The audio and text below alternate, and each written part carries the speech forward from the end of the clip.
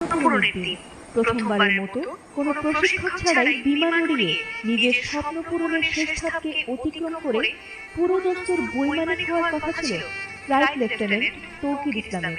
তার একা বিমান ওড়ানোর সাহসিকতার খবরে আনন্দে মেতেছিল পুরো পরিবার ও গ্রামের মানুষ। আশা ছিল গোটা গ্রামের গর্ব হয়ে নিজের বাড়িতে পা রাখবেন, কিন্তু তিনি বাড়িতে ঠিকই এলেন, তবে কফিন বন্দী হয়ে। মুহূর্তেই সব আনন্দ উচ্ছ্বাস পরিণত হয় চরম শোকে। পাইলট প্রশিক্ষণে শেষ ধাপে পৌঁছেছিলেন তৌকির ইসলাম। এ ধাপে কোনো প্রশিক্ষক ছাড়াই সম্পূর্ণ নিজ দায়িত্বে বিমান ওড়াতে হয়। অর্থাৎ সোমবার 16 ফ্লাইট ট্রেনিংয়ে একাই বিমান ওড়ানোর কথা ছিল ফ্লাইট লেফটেন্যান্ট তৌকির ইসলাম সাগরের। সেই মতোই সোমবার দুপুরে একক ফ্লাইটে আকাশে ওড়েন তিনি, কিন্তু হঠাৎ বিমানটিতে